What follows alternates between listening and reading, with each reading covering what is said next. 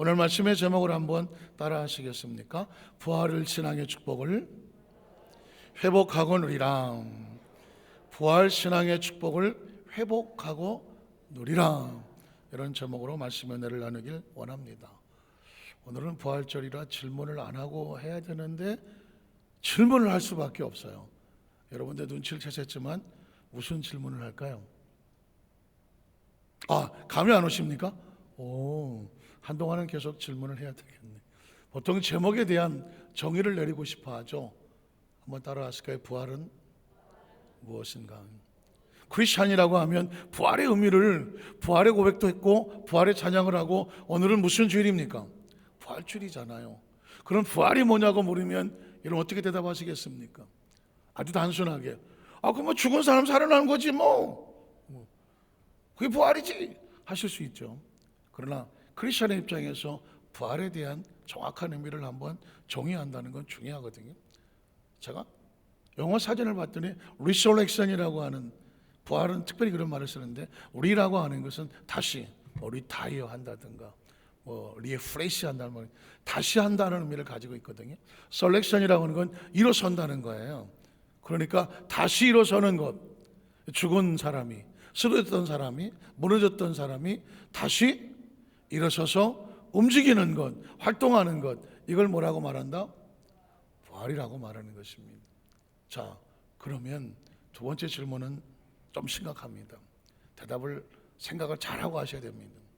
여러분은 부활을 믿으십니까? 정말 부활을 믿으십니까? 쉽지 않은 고백이에요. 난 정말 부활을 믿는가? 난 솔직히 부활을 믿기는 믿어도 뭔가가 정확하지 않고, 다들 믿는다고 하니까 그냥 믿는다고 할 뿐이지, 사실 이 부활이란 개념이 정확하게 내 마음속에, 예수님이 부활했다고 하지만 성경이 어떻게 말하고 있는지를 정확히는 난 잘 모른다, 이런 분들은 손을 들면 표시나니까 오른쪽 발꿈치만 한번 살짝 들어보세요. 아까 2부 때 보니까 5명이 발꿈치를 들더라고. 오늘 3부는 한 3명 드는 것 같아요. 물론 좋지만 오늘 부활절이니까, 부활절이다, 예수님 부활하셨네 하고 지나가는 게 아니라 부활에 대해서 정확한 정의를 내리고 싶은 거예요.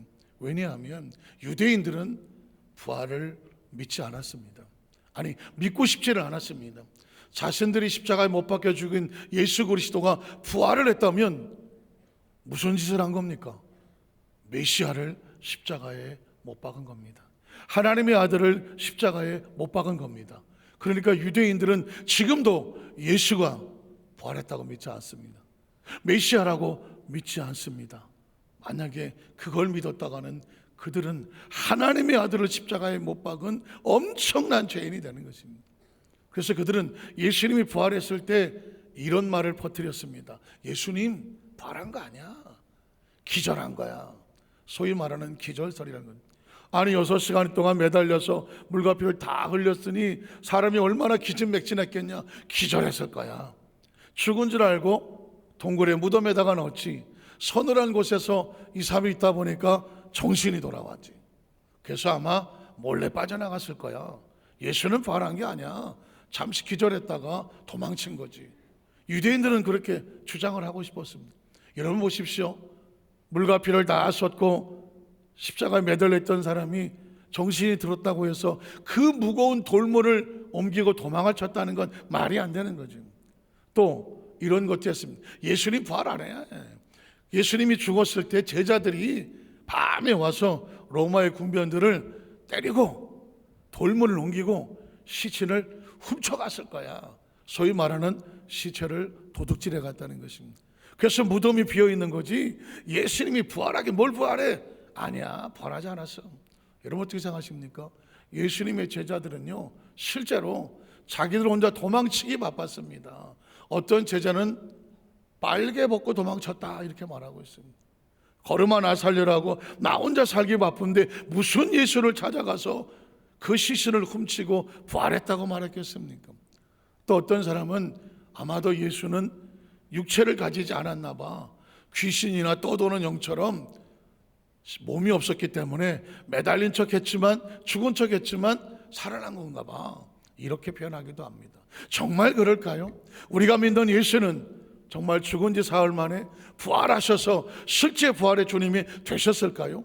오늘 저와 여러분은 오늘 수사다가 되는 겁니다. 성경을 한번 수사해 보자고요. 성경이 정말 뭐라고 기록했는지를 정확하게 알아서 저 혼자 수사하면 안 되니까 같이 수사를 해서 여러분의 머릿속에 예수의 부활 그러면 예수님은 그냥 돌아가신 것이 아니라 돌아가시기 전에 내가 죽을 것이다, 예고를 했다는 것.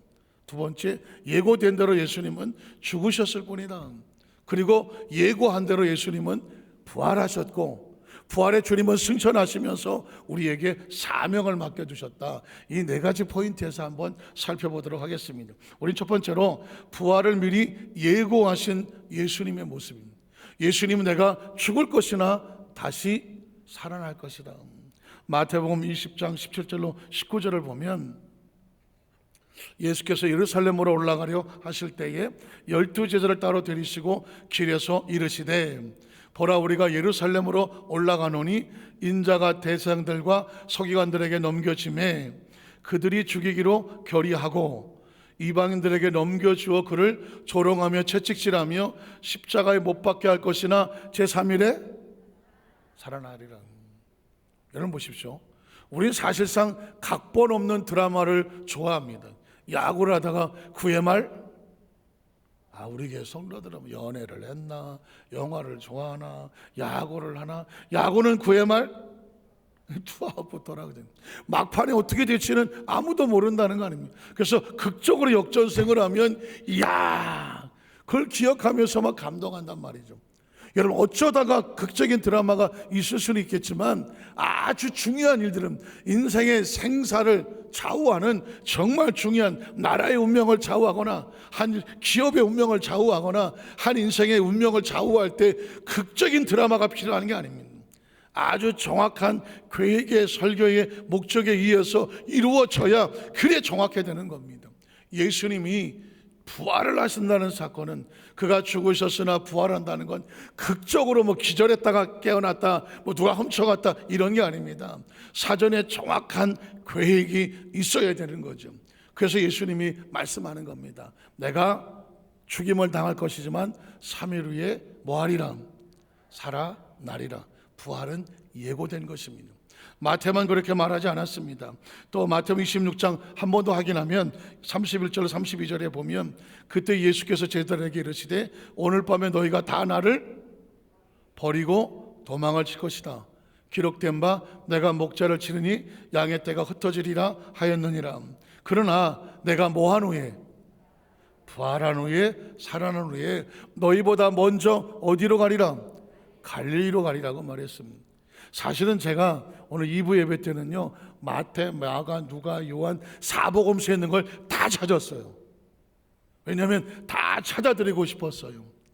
예수의 부활은 절대 우연적인 사건이 아니고 실제로 예수님께서 예언하신 사건이라는 것을 머릿속에 두게 하고 싶었어요.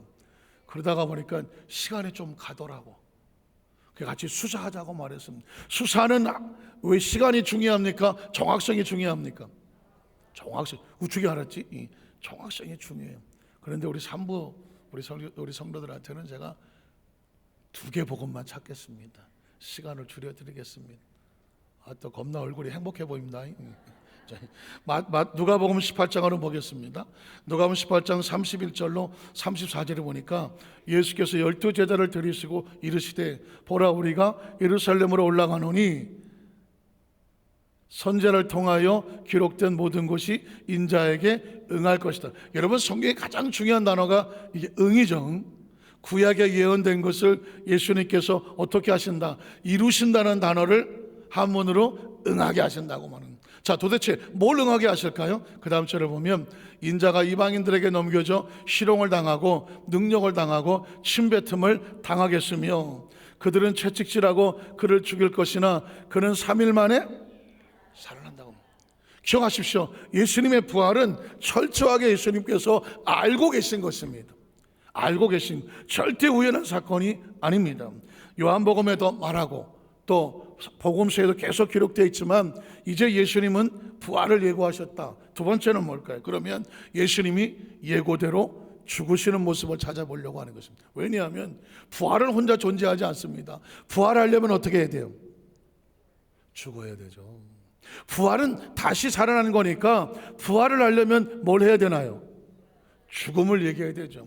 죽음을 닫기 위해서 죽음의 도구가 뭘까요? 십자가가 되는 겁니다. 십자가에서 죽으시고 그리고 예수님이 부활하시니까 예수님의 죽음을 찾아봐야죠. 예수님은 예고대로 죽으셨다. 마태복음 27장 45절로 50절에 보면 제6시로부터 온 땅의 어둠이 임하여 제9시까지 계속되더니 제9시쯤에 예수께서 크게 소리질러 이르시되, 아까 성가대가 찬양할 때 엘리 엘리 라마 사박다니 라고 하는 아람어를 썼습니다. 이는 곧 나의 하나님 나의 하나님 어찌하여 나를 버리셨나이까 하는 뜻이라. 아까 성가대가 그래서 예수는 여기서 끝인가, 죽어서 무덤에서 혼자 안식하시나 라고 하는 가사를 썼습니다. 과연 예수님은 하나님의 버림을 받고 여기서 끝났을까요? 계속 성경은 이어집니다. 그 다음 절을 보면 거기 섰던 자 중에 어떤 이들이 듣고 이르되 엘리 엘리 라마 사박다니, 엘리야를 부르나?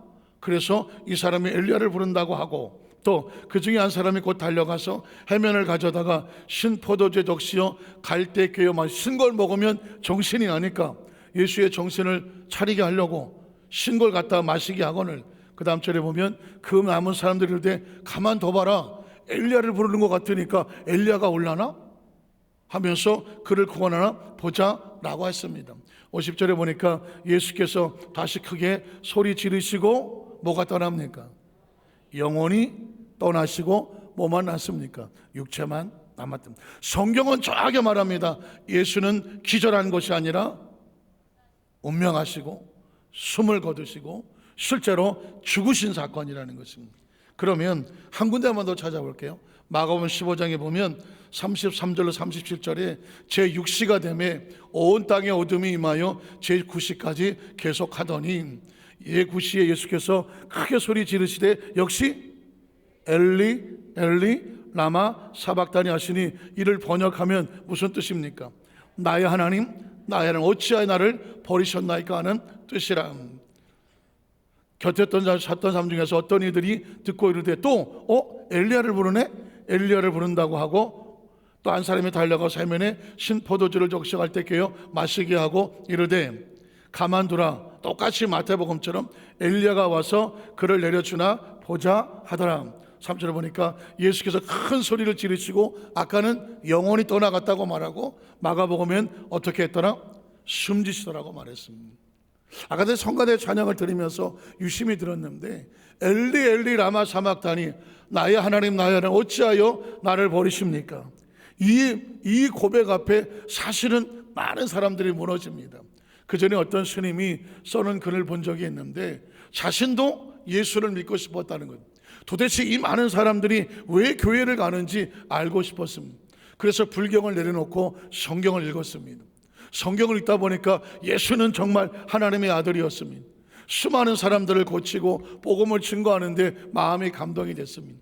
그런데 이 스님이 성경을 읽다가 바로 여기서 성경을 덮어버렸습니다. 예수님이 십자가에 달려서 엘리 엘리 라마 사박다니, 나의 하나님이여 나의 하나님이여 어찌하여 나를 버리시나이까. 예수가 버림을 받더라는 것입니다. 십자가에 버림을 받았어. 그때 그 스님은 말하기를, 아이 예수도 별거 없네, 예수도 버림받았네, 실패자네, 에이 내가 예수를 왜 믿어 하고 이 성경을 덮고 다시 가서 마하바냐라고 했다는 겁니다. 아시는 모르겠어요. 이건 불경입니다. 제가 얻어 들은 건데 그때 제가 충격을 받았습니다. 조금만 더 성경을 한두 장만 더 읽지 왜 엘리 엘리 라마 사박다니에서 무너져 버립니까? 예수님께서 왜 나의 하나님 나의 하나님 어찌해 나를 버리시나이라고 처절한 부르짖음을 했을까요? 예수님은 온 인류의 죄를 대속하여 짊어지시는 제물로 올라가셨기 때문입니다. 여러분, 구약시대에 사람의 죄 사함을 받으려면 자신의 죄를 대신 짊어지고 갈 양이나 염소나 소를 가지고 갑니다. 그리고 제사장은 죄인의 머리에 손을 얹고 그리고 제물에 손을 얹고 기도합니다. 하나님, 이 죄인의 죄가 이 양에게 소에게 전가가 되어져서 대신 이 생명을 바치니 이 죄인을 용서하여 주시옵소서. 이게 제물이었어.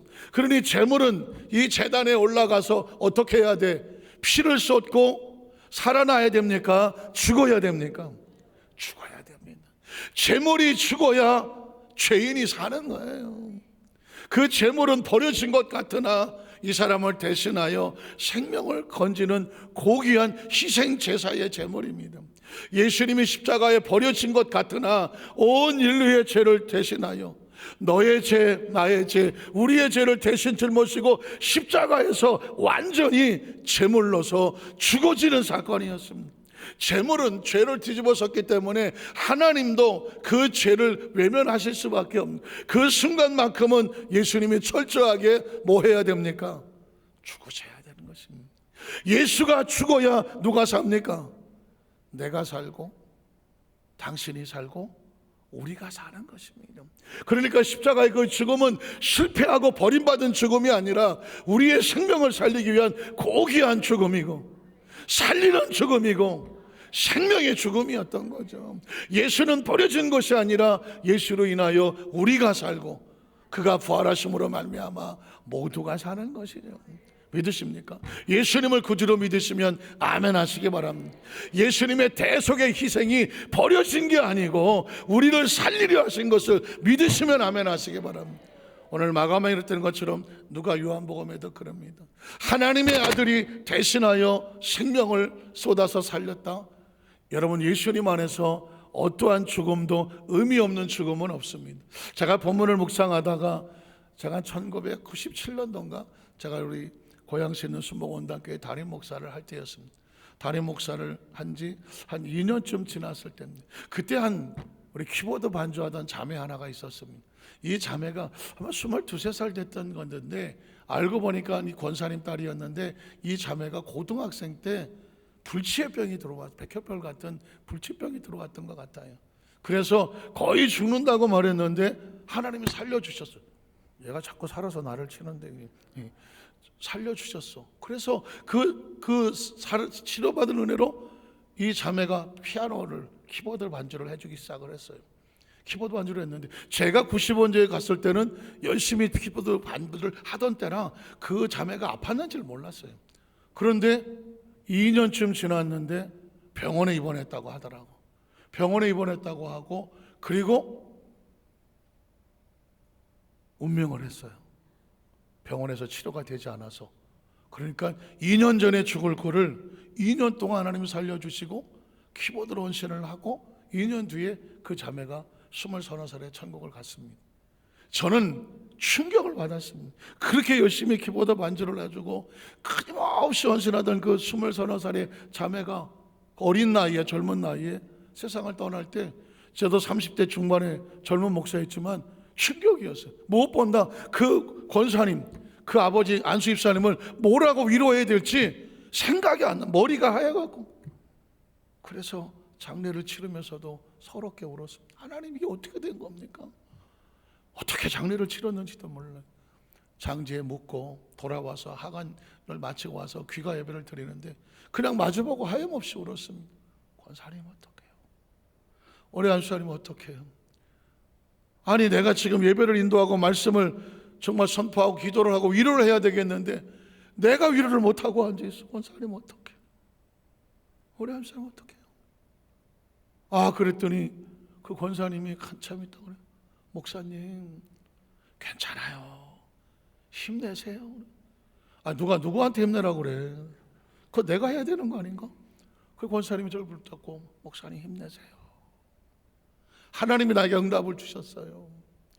우리 아이를 천국에 보내고 나서 제 마음에 주신 하나님의 음성이 있는데 그건 뭐냐면 내 딸 때문에 걱정하지 마라. 내 딸은 하나님의 나라에 평안히 쉬고 있다는 거예요. 그러면서 그때 했던 말을 잊어버리지 않아.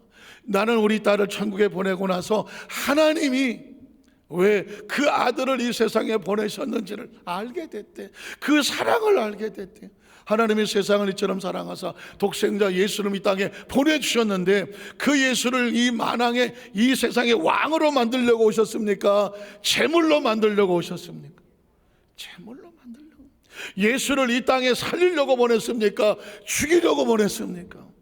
예수님은 이 땅에 죽으러 오신 분입니다. 보라, 세상 죄를 지고 간 하나님의 어린 양이로다고 말했습니다.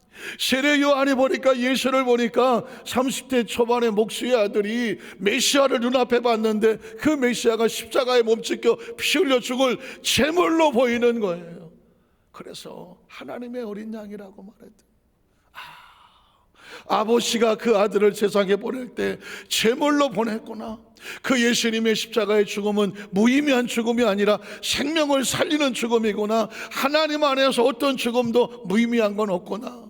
내 딸이 이 세상에서 정말 생태 같은 나이에 20대 초반에 이 세상을 떠난다고 할지라도 이 세상에서 떠난 것 같지만 하나님은 그 영혼을 천국에서 받으시고 안식하셔서 그 하나님께 따로 쓰시려고 나에게 이런 마음을 주시는구나. 전 그때 큰 충격을 받았습니다. 목사님, 난 하나님의 마음을 알았어요. 하나님의 마음을 알았어요. 난 괜찮아요. 우리는 괜찮아요. 목사님 힘내세요. 그때 말이 전 잊혀지지 않아요. 오늘 말씀을 묵상하면서 오늘 이 시간을 여두수만 살게 성도들 가운데 혹시라도 정말 소중히 여기는 그 어떤 사람을 먼저 천국에 앞세운 분이 있다고 하면 그게 부모님이 되실 수도 있고, 어린 나이에 부모님을 먼저 천국에 보낼 수도 있고, 또 사랑하는 남편이 되든 또 사랑하는 아내가 되든 아니면 사랑하는 자식이 돼서 부모도 앞세워 천국을 보낸 부모가 있을 수 있다면, 부모가 죽으면 땅에다가 묻고 자식이 죽으면 가슴에 묻는다면서요. 평생을 잊을 수 없어 몸부림을 친다면서요. 사랑하는 성도들, 어떤 존재가 됐다고 할지라도 이 시간 이후에 예수 그리스도 안에서 무의미한 죽음은 없어요. 우리는 죽음을 생각하지 아니하고 부활을 믿습니다. 그러니까 죽은 것이 아니라 하나님의 나라에 영원한 소망을 가지고 또 다른 사명을 가지고 살아있다는 사실을 꼭 기억하시기를 주님의 이름으로 축원합니다. 왜냐하면 저와 여러분도 이 땅에서 영원히 살지는 못하잖아요. 육신의 생명이 다하는 날 동안에 잠시 거할 뿐이지만 우리도 육신을 내려놓고 하나님의 나라에 영원한 삶을 살다는 이 부활의 신앙으로 충만하시기를 주의 이름으로 축원합니다. 부활을 무장하지 않으면 사망을 이길 수가 없습니다. 그래서 여러분, 세 번째로 예수님은 예고대로 부활을 하시는 겁니다. 마태복음 28장 1절 6절에 보니까 안식일이 다 지나고 안식고 첫날 이틀이는 새벽에 막달라 마리아와 다른 마리아가 무덤을 보려고 갔더니 큰 지진이 나며 주의 천사가 하늘로부터 내려와 돌을 굴려내고 그 위에 앉았는데 그 형상이 번개 같고 그 옷은 눈같이 희건을 지키던 자들이 그를 무서워하여 떨며 죽은 사람과 같이 되었더라. 천사가 여자들에게 말하여 이르되 너희는 뭐하지 말라, 무서워하지 말라. 십자가에 못 박힌 예수를 너희가 찾는 줄을 내가 아노라. 그가 여기 계시지? 왜 여기 계시지 않아요? 살아나셨으니까. 여기는 죽음이야. 여기는 무덤이고 여기는 사망의 장소야. 예수는 죽음과 무덤과 사망의 장소에 계시지 않고, 아니 계실 수 없고, 그가 말씀하셨던 대로 뭐 하셨느니라? 살아나셨느니라. 그게 부활이거든요. 말씀하신 대로 살아나셨느니라. 그리고 와서 그가 누우셨던 것을 보라. 거기 예수가 있습니까? 없습니까? 없는 거죠. 사망의 무덤의 장소가 오히려 예수의 부활을 증거하는 장소가 됐습니다. 마태복음만 보고만 것이 아니라 마가복음 16장 1절로 6절에도 말합니다. 안식일이 지남에 막달라 마리아와 야고보의 어머니 마리아와 또 살로메가 가서 예수께 바르기 위하여 향품을 사다 두었다가 안식고 첫날 매우 일찍이 해돋을 때 그 무덤으로 가며 서로 말하되 누가 우리를 위하여 무덤 문에서 돌을 굴려주지. 돌이 워낙 크니까 하더니 눈을 들어본 적 벌써 돌이 굴려져 있는데 그 돌이 심히 크더라. 무덤에 들어가서 흰옷을 입은 한 청년이 우편에 앉은 것을 보고 놀라매 청년이 이르되 놀라지 마라. 너희가 십자가에 못 박힌 나사렛 예수를 찾는구나. 그가 살아나셨거든요. 그가 살아나셨고 여기 계시지 아니하니라. 보라 그를 두었던 곳이니라. 마태가 증언하고 마가가 증언합니다. 요한과 또 누가 거는 제가 생략을 하겠습니다. 여러분 사복음서에 보면 가장 중요한 것은 마태와 마가와 누가와 요한복음 네 군데 다 기록합니다. 오늘 예수의 부활은 바로 중요하기 때문에 네 군데 다 기록을 했습니다. 근데 제가 두 군데만 찾았습니다. 예수님은 왜 부활하셨을까요? 예수의 부활을 통해서 하나님의 전능하심이 나옵니다. 다시 한번 묻습니다. 예수님을 구주로 믿으시면 아멘 하시기 바랍니다. 죽음에서 생명을 살린다면 하나님 안에 절대 절망은 없습니다. 절대 희망입니다. 여러분, 전능하신 하나님이 못하실 것은 없습니다. 예수님은 왜 죽었다가 부활하십니까? 우리 인생에 가장 두려운 게 뭡니까? 저와 여러분에게 육신을 가지고 살아간 사람의 가장 두려운 게 뭐예요? 죽는 겁니다. 생명은요, 죽음을 두려워합니다. 왜? 죽음은 스톱이기 때문에 그래요. 그런데 그 생명에 있어서 이렇게 말은 육체로 절망하지 마라. 사망 앞에 두려워하지 마라. 죽어도 산다는 것입니다. 여러분, 다른 종교에 부활은 없습니다. 오직 예수 그리스도만 부활을 증거하고 있습니다. 왜냐하면 우리의 실제 삶 가운데 천국은 영원하기 때문에 그렇습니다. 자, 그러면 마지막 네 번째로 예수님은 부활하시고 난 다음에 크리스찬들에게 무엇을 하길 원하셨고 약속을 하셨을까요? 이거는 다 읽어볼게요. 마태복음 28장 16절로 20절을 보면 11제자가 갈릴리에 가서 예수께서 지시한 산에 이르러 예수를 배웠고 경배하나 아직도 의심하는 사람들이 있더라. 예수께서 나와 말씀하여 이르시되 하늘과 땅의 모든 권세를 내게 주셨으니 그럼 너희는 가서 모든 민족을 제자로 삼아서 아버지 아들과 성령 이름으로 침례를 베풀고 내가 내게 분부한 모든 것을 가르쳐 지키게 하라. 볼지어다 내가 세상 끝날까지 너희와 항상 함께 있으리라 하시니라.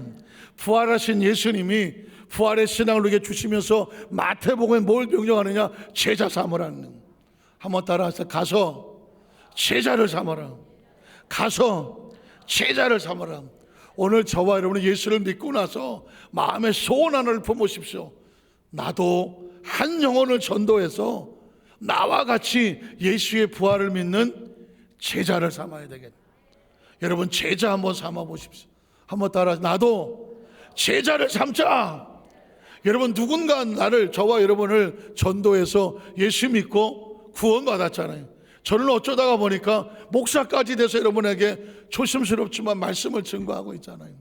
저와 여러분도 마찬가지입니다. 여러분이 땅에 삶을 살면서 한 영혼을 전도해서 그 사람이 그리스도의 제자가 되어져서 복음을 증거하는 리더자가 되도록 한번 만들어 보시지 않겠습니까? 부활하신 예수님이 이렇게 말합니다. 가서 모세오라. 제자 사오라. 제자 사오라. 오늘 우리 교회 우리 안집사님 딸 가운데 둘째 딸이 하사관학교 부사관학교를 교육을 받고요, 지난주에 휴가 나와서 군복을 입고 정복을 입고 인사를 하는데 깜짝 놀랐어요. 얼굴이 바뀌었어. 목소리도 바뀌고 대화도 다 낚아요. 힘들지 않았어? 안 왔습니다. 훈련 잘 받았습니다. 어디 아픈데요? 없습니다. 눈에 공기가 번쩍번쩍 살아서 야, 너 대한민국의 미래가 너한테 달렸다 막 그러고 싶더라고요. 그런데 오늘 예배 참석했어. 얘기 나와서 잠깐 한번 일어날래요? 일어나도 괜찮아. 괜찮습니까? 박수 한번 쳐주세요. 아니, 겉으로 볼 때는 이제 사복을 입었으는 저렇게 영락없는 정말 학생이고 처자인데, 군복을 딱 입고 정복에 하사계급장을 딱 하고 섰는데 눈빛이 뭐 조국의 미래를 걱정하는 뭐 이런 걸로 보이더라고. 여러분 보십시오.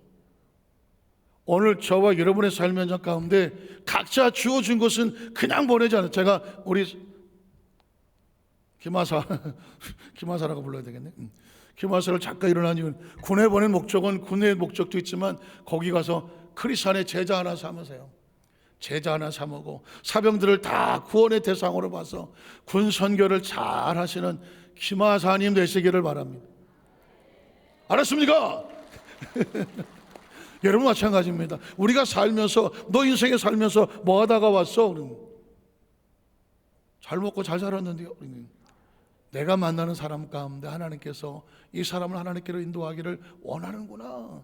여러분의 마음에 소원이 생기던 한 사람을 주님 앞에 제자 삼으시기 바랍니다. 부활의 주님이 승천하면서 명령하시기를 가서 뭐 삼아라?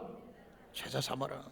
마가복음 16장 14절 20절에 보면 그 11제자가 음식을 먹을 때에 예수께서 그들에게 나타나서 그들의 뭐 없는 것과 무슨 믿음이 없어요? 부활에 대한 믿음이 없습니다. 잘 들어보십시오. 부활의 믿음이 왜 중요하냐면 부활의 믿음이 없으면 예수님이 책망을 하십니다. 믿음이 없는 것과 그리고 마음이 완악한 것을 뭐 했다? 꾸짖었어. 이런 자기가 살아나는 것을 본 자들의 말을 믿지 않았기 때문입니다. 또 이래서 너희는 온 차례 날 만민에게 복음을 전파해라. 또 믿고 침례를 받는 사람은 구원을 얻을 것이고 믿지 않는 사람은 정죄를 받을 것이다. 믿는 자들에게는 뭘 믿는 자들에게? 부활을 믿는 자. 이런 표적에 따르니 곧 그들은 내 이름으로 귀신을 쫓아내며 새 방언을 말하며 뱀을 집어 올리며 무슨 독을 마실 자 해를 받지 아니하며 병든 사람에게 손을 얹은 즉 나으리라 하시더라. 이 주 예수께서 말씀을 마치신 후에 하늘로 올려주셔서 하늘 우편에 앉으시더라. 제자들이 나가 두루 전파하며 주께서 함께 역사하사 그 따른 표적으로 말씀을 확실히 증언하시더라. 증인되라는 것입니다. 한번 따라 하실까요? 가서 제자 삼고 증인되라는, 증인되라는 거예요. 자, 누가는 뭐라고 말했을까요?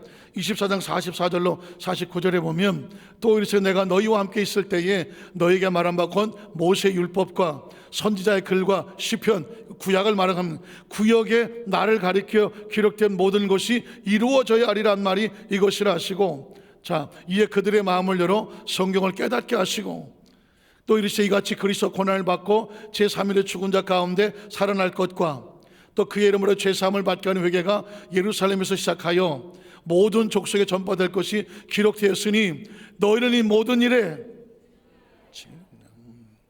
예수를 믿고 내가 어떻게 할까요? 내가 예수 믿고 구원받고 은혜를 받고 내가 하나님의 축복도 봉사도 하는데 내가 삶을 사는 목적이 뭘까요? 예수님 나를 이 땅에 왜 보내셨을까요? 부활을 믿고 부활신앙에 뭐가 되라? 증인되라고 하는 것입니다. 마지막으로 사도행전 1장의 4절 17절을 보겠습니다. 자, 사도와 함께 모이사 그들에게 분부하여 이르시되 예루살렘을 떠나지 말고 내게서 들은 바 아버지께서 약속하신 것을 기다려라. 요한은 물로 침례를 베풀었으나 너희는 몇 날이 못되어 성령으로 침례를 받으리라 하셨느니라. 그들이 모였을 때 예수께 여쭈 이르되 주께서 이스라엘 나라를 회복하심이 이때이니까 하니 이르실 때와 시기는 아버지께서 자기 권한에 주셨으니 너희가 할 바가 아니요. 너희가 할 거는 뭐냐면 오직 성령이 너희에게 임하시면 너희가 무엇을 받고 권능을 받고 예루살렘과 온 유대와 사마리아 땅까지 이르러서 내 뭐가 되라? 증인이라고 말했습니다. 부활절의 가장 중요한 단어는 뭐냐? 증인입니다. 부활절 예배 드렸습니다. 할렐루야. 예수 부활하셨습니다. 무덤에 사셨습니다. 끝이 아닌 거예요. 부활을 믿는다면 가서 부활을 전하는 뭐가 되라? 증인이 됩니다. 우리 자국에서 한번 축복하십시오. 당신은 부활의 증인입니다. 증인의 사명을 받았습니다. 믿으십니까? 믿으십니까? 어느 날 여러분의 마음속에 내가 어떻게 살아야 되나, 하나님 나의 목적이 무엇일까 할 때 예수의 부활을 증거하는 증인으로 삼으셨구나. 그 다음 절을 보면 이어집니다. 이 말씀을 마치시고 그들이 보는 데 올려져 가시니 구름이 그를 가려 보이지 않게 하더라.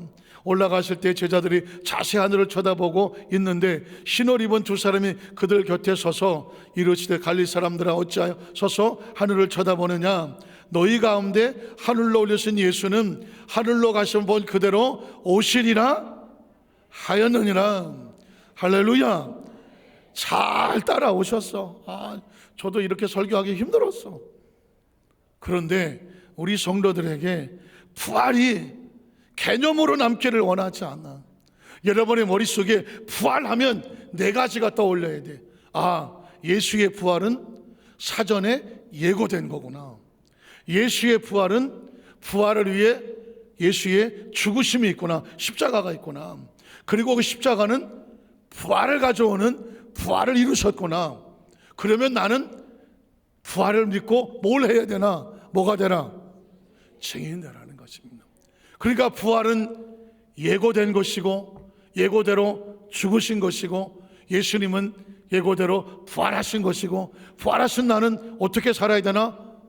부활을 증거하는 증인의 삶을 살아야 됩니다. 여러분, 이게 머릿속에 증거되는데 이건 제 생각이 아닙니다. 제가 만든 생각이 아니라 성경의 사복음서에 있는 걸 제가 찾아다가 조금은 힘들고 수사하는 것처럼 힘들었지만 그걸 여러분의 머릿속에 두시면 설교는 끝나도 여러분이 삶을 살아가다가 성경에 예수의 예고된 부활, 예수의 죽음은 부활을 위한 죽음, 예수님의 십자가는 끝이 아니라 부활로 다시 시작을 하고, 부활의 생명을 얻었다면 나는 하늘나라 가는 그때까지 무슨 사명으로 산다? 증인의 사명으로 산다는 겁니다. 저는 지난 주간에 여러분 많이 참석하셨지만 고난 주간 동안에 부활을 앞두고 성령 대망회를 5일 동안 했습니다. 하나님께서 이 어디서 만삭교회 성도들의 부르짖음을 듣기를 원하시더라고요. 성령님이 얼마나 뜨겁게 역사하기를 원하시는지. 저는 첫날 강단에 올라와서 우리 성령님 말했지만요, 5분 동안 통곡을 했습니다. 이런 아재를 못했습니다. 그냥 달기똥 같은 눈물을 퍽퍽, 안경을 쓸 수가 없었습니다. 이유가 뭔지 아십니까? 부활을 앞두고 하나님께서, 성령님께서 우리에게 성도들이 부르짖어 기도하는 그 기도의 소리를 원하십니다. 제 머릿속에 툭 치고 들어오는 거, 왜 이제 왔어? 왜 이렇게 같이 모여서 기도하는 거를 왜 이제? 라는 마음이 거기서 철렁거렸고, 그리고 성령님이 감동을 주시는데 성도들이 기도하는 모습이 뜨거워서 볼 수가 없습니다. 여러분 뭐 참석하시겠지만 이 금요 철학까지 이 성전에 가득 채워져서 말씀을 듣고 부르짖어 간구하는데 제가 종을 치기가 무서울 정도 기도가 안 끝났어요. 하나님의 성령의 역사가 이 재단을 통하여서 계속해서 불과 같이 일어날 줄로 믿습니다.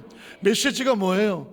부활의 이 전을 앞두고 하나님께서 약속된 부유의 축복을 누리라고 하는 것입니다. 저는 이제까지 35년 6년 목회를 하면서 우리 성도들에게 부유의 축복을 받으라고 5일 동안 부유회를 한 적이 없어요. 그런데 이 부활절을 앞두고 하나님께서 영안을 열어주시니까 부활이 있기 전에 뭐가 있어요? 십자가가 있잖아. 부활의 과거는 십자가더라고.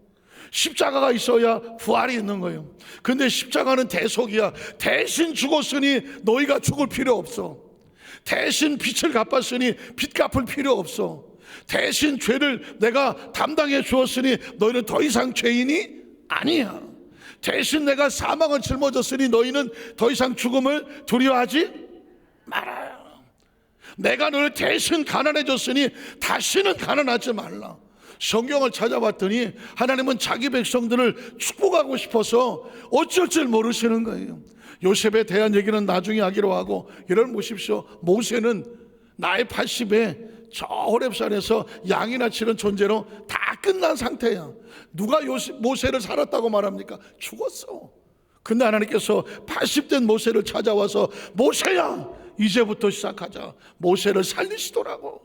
불타는 떨기나무 가운데 그에게 성령의 능력을 부어주셔서 그 이후로 40년을 사용했어. 오늘 이 시간에 혹시라도 나 같은 사람이 뭐가 됐나? 나는 영권도 잃어버리고 나 옛날에 은사도 다 잃어버리고, 아유 내가 옛날에 한때는 열심히 했지만 아유 지금은 나는 마른 막대기 같이 나는 초라해서 아무것도 못해요. 그런 심령을 가졌다고 하면 그 심령을 향해서 하나님 말씀합니다. 절대로 넌 끝난 게 아니야. 다시 시작하자. 다시 출발하자. 지금부터 시작을 하자. 하나님 저 메시지가 들리기를 주의 이름으로 축복합니다. 여러분 보십시오. 다윗은요 사실은 처절한 가슴 아픈 상황이 있어. 이새의 8번째 아들이 8개 맞나? 다윗이야. 그 중에 7 아들은 전초의 자식들이고 다윗은 첩의 아들이야. 서자야. 그러니까 여러분 보십시오. 사무엘이 와서 그 자식들 다 데리고 오라고 했을 때 이새가 다윗을 데려갑니까? 안 데려갑니까? 안 데려갑니다. 아이 저 자식은 너만 내 자식도 아니야. 저 형들 저 양이나 쳐. 데려가지 않습니다.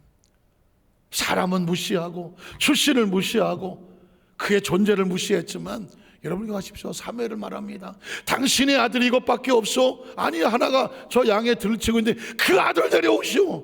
하나님은 그 아들을 찾습니다. 한번 따라하시고, 하나님은 그 아들을 찾습니다. 여러분, 세상에서 버려졌습니까? 세상에서 무시당했습니까? 세상에서 출신이 어쩌고, 배경이 어쩌고, 학력이 어쩌고, 살아온 게 어쩌고, 외모가 어쩌고, 나이가 어쩌고 아무도 주목하지 않습니까? 나를 버려진 것 같습니까? 하나님 말씀합니다. 나는 너를 찾는다. 한번 따라하시고, 하나님은 나를 찾고 계신다. 그가 데리고 그 앞에 왔을 때에 세상은 그를 초라하다고 말했지만 하나님은, 성경은 이렇게 말합니다. 그의 얼굴이 붉고 아름답다라는 것입니다. 하나님의 보시기에 아름다운 그가 하나님의 사람이고, 그의 그의 머리에 기름을 부으니 그날 이후로 하나님의 신이 충만하다고 말해요. 그가 다윗이 이스라엘의 두 번째 왕이 돼서 영권을 가지고, 그 생명을 가지고, 왕권과 물권을 가지고 나라를 살리는 것이죠. 여러분 보십시오. 하나님이 선택을 했을 때는요, 영권도 주시고 생명도 주시되 부여를 주시더라고요. 부여를 주십니다. 사실은 크리스찬이 부여의 축복을 구하고 부여를 선포한다는 것이 조금은 낯간지럽기도 하고, 뭐 하나님이 뭐 기복신앙이냐, 무슨 복을 구하냐, 그게 어려웠었어요. 근데 성경을 다시 뒤집어 찾아보니까 창세부터 계시록까지 하나님은 입을 열면 내가 너를 번성하게 해줄게, 장대게 해줄게, 내가 복 있게 해줄게, 내가 채워줄게. 하나님은 축복하신 하나님이에요. 여러분, 솔로몬도 아시지 않습니까? 솔로몬의 어머니가 누구예요? 밧세바야. 밧세바는 다윗과 가늠하잖아요. 사실은 출신적으로 보면 솔로몬은 어디 가서 내놓을 수 없는 사람입니다. 그런데 하나님 말씀합니다. 나는 누가 필요하다? 솔로몬이 필요해. 다윗의 족장자들 아무도 하나님 마음에 든 자가 없었어. 하나님은 섬긴 사람은 솔로몬이었어. 솔로몬 데려와. 솔로몬의 머리에 기름을 붓고 왕을 세웁니다. 그가 그 은혜에 감사해서 1000번째 제사를 드렸더니 하나님이 그 밤에 나타나셔서 솔로몬에게, 솔로몬아, 솔로몬아, 내가 내게 무엇을 줄고 너는 내게 구하라고. 여러분 아시는 것처럼 솔로몬이 말하지 않습니다. 나는 아이라. 왕이 해놓은 것, 아버지가 해놓은 것 내가 망칠까 두렵으니 하나님의 백성들 이끌 수 있도록 나에게 무엇을 주시옵소서? 지혜를 주십시오. 그랬더니 여러분 보십시오. 그 구하는 것이 누구의 마음에 맞았더라? 하나님의 마음. 그 다음에 하나님 마음이 열리니까 뭐라고 하셨습니까? 앞으로 너같이 복을 받은 사람은 없어. 그러면서 뭐라고 말합니까? 네가 나에게 다른 거 구하지 아니하고 지혜를 구했으니 네가 구하지 아니한 부귀와 영화와 장수도 너에게 주리라 그러는 거예요. 갑자기 제 머릿속에 부귀와 영화와 장수도 너에게 주리라. 여러분, 이건 우리가 구한 게 아니었습니다. 하나님이 주시겠다는 겁니다. 저는 우리 여도수 만삭교 모든 성도들에게 하나님을 아버지로 믿고 예수의 부활을 믿는 여러분들에게 하나님이 부귀와 영화와 장수의 복을 주시기를 주님의 이름으로 축원합니다.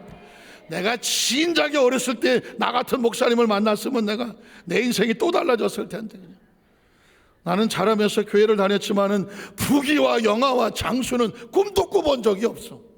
꿈도 꿔본 적이 없어. 그런 건 구하면 안 되는 줄 알았어. 근데 여러분, 성경을 뒤집어 보니까 솔로몬에게 말해요. 나는 너에게 부귀와 영화와 장수의 복을 주어서 너로 인하여 하나님의 축복이 어디까지 가는지를 보여주기를 원한다고 말씀하셨습니다. 말씀을 정리하기를 원합니다. 전 앞으로 제가 아까 35년 정도 6년도 목회를 해왔다고 했는데, 앞으로 남은 생애가 10년 전, 목회가 10년 전 남았다고 할 때 제 머릿속에 저는 우리 여도수 만삭교회 성도들을 위해서 끊임없이 축복의 말씀을 묵상하고 연구해서, 그리고 그 말씀을 가지고 여러분 주일마다 이 성전에 오실 때 전 여러분을 축복합니다. 축복하고 그래요. 축복합니다. 성경에 가장 중요한 건 하나님이 축복하시는 것입니다. 아브라함이 이삭을 축복했더니 이삭이 그대로 받았고, 이삭이 야곱을 축복했더니 그대로 받았고, 이삭이 요셉에게 2배로 축복했더니 요셉에게는 2배로 축복을 했고, 하나님이 그 사람을 축복한다고 말했더니 그에게 축복대로 이루어지더라고. 여러분은 믿음만 가지고 오세요. 주일날 믿음만 가지고 오시라고. 그럼 전 여러분을 축복할 거예요. 말씀대로 축복하면, 여러분이 믿음으로 하면 믿음대로 되는 겁니다. 저는 우리 어드스 만살교회 성도들이 부귀와 영화와 장수의 복을 받아서 세상에서도 리더자가 되어지고, 나이를 먹어가도 멋있게 늙어가고, 능력이 있어서 나누어주고 구워주고 베풀어줘서 여러분을 통해서 하나님의 역사가 펼쳐나가시는 부활의 주인공이 되기를 주님의 이름으로 축원합니다. 기도하겠습니다. 전능하신 하나님 아버지 감사합니다.